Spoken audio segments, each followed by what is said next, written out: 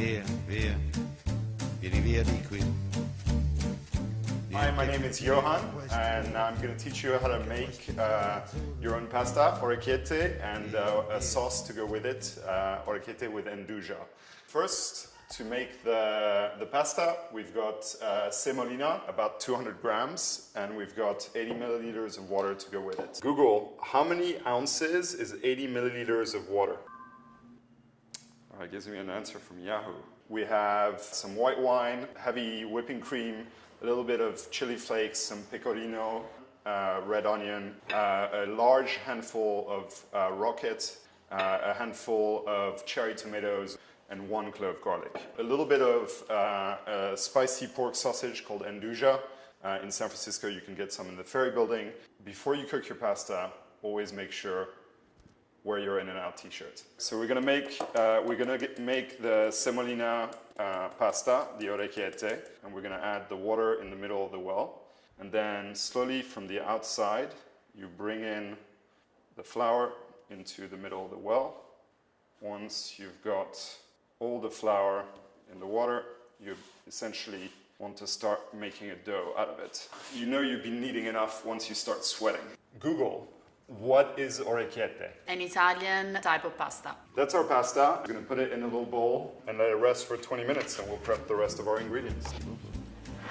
So my sound guys left me a couple ingredients to work with and we're just gonna prep them.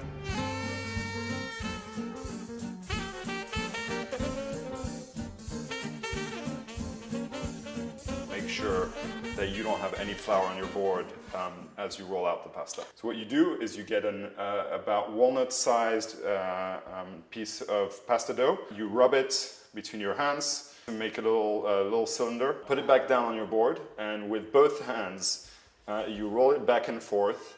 And as you roll it back and forth, bring your hands away.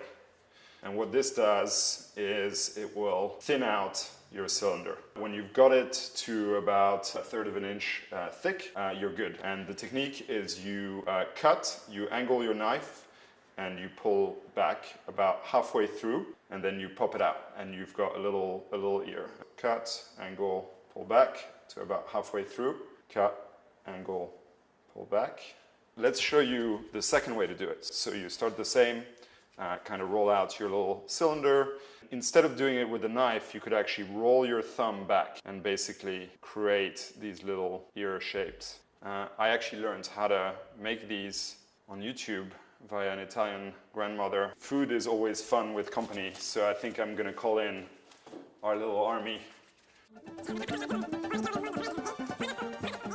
For our sauce, you want your pan on high heat. And you want to leave it there a little bit just so the pan itself gets nice and warm.